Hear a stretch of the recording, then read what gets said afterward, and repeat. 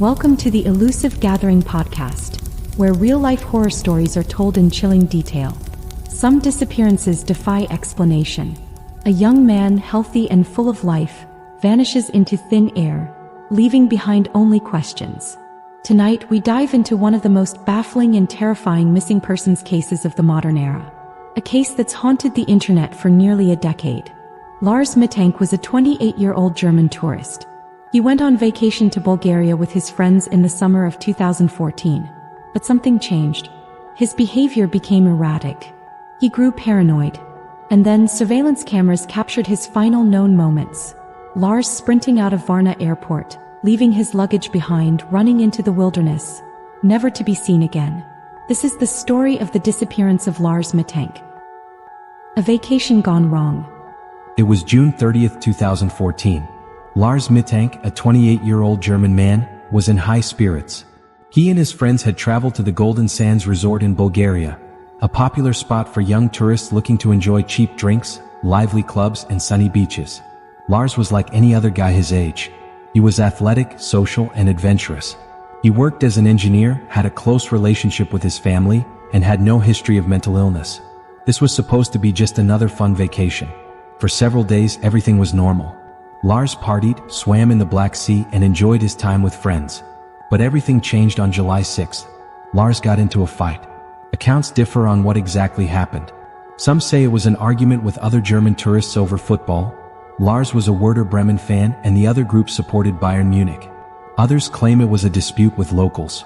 Either way, Lars was attacked. Witnesses say he was punched in the head. One hit was hard enough to cause lasting damage. He suffered a ruptured eardrum. At the time, he didn't seem too shaken. He brushed it off. But this injury would be the start of a bizarre chain of events. The first signs of fear. The next day, Lars and his friends prepared to fly home. But there was a problem. Due to his ear injury, doctors advised him not to fly. The change in air pressure could worsen his condition. His friends wanted to stay behind with him, but Lars insisted he was fine. He booked a room at a cheap hotel near the airport and told them he'd catch a later flight once his ear had healed. It should have been a simple solution. But something was wrong. That night, Lars' behavior changed drastically. He called his mother, Sandra Mittank, in a panic. His voice was tense, whispered. He told her he was in danger, that she should cancel his credit card immediately. "There are people following me," he said. He told her he was hiding, that he didn't feel safe. His mother was confused. Who was following him? Was he hallucinating? Had the head injury affected his thinking? Lars didn't give details. He only kept repeating the same thing, "They're after me."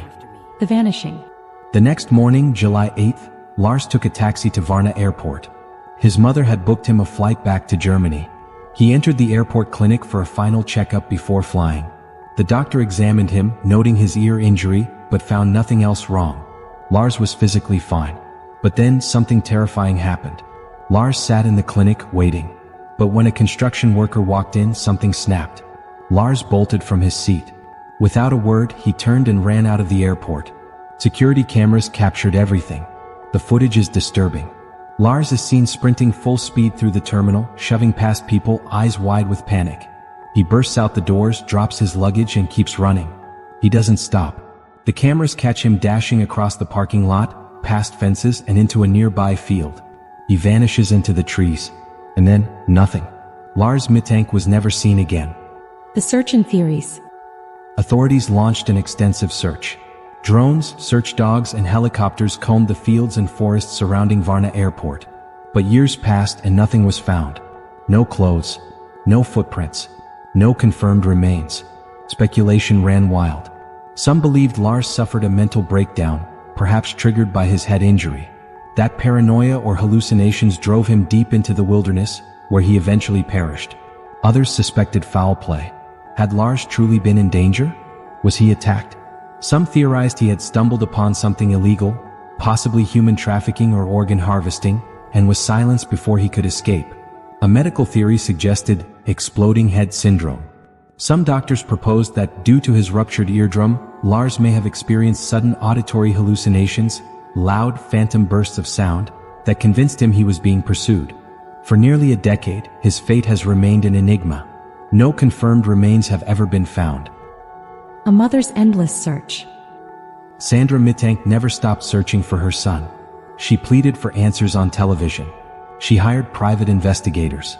She followed every lead, no matter how small. Over the years, grainy photos of homeless men resembling Lars surfaced. Some claimed to have seen him wandering Bulgaria, even Germany. But none of these sightings were ever confirmed. To this day, Sandra continues to search, hoping for answers. But with each passing year, the mystery only deepens.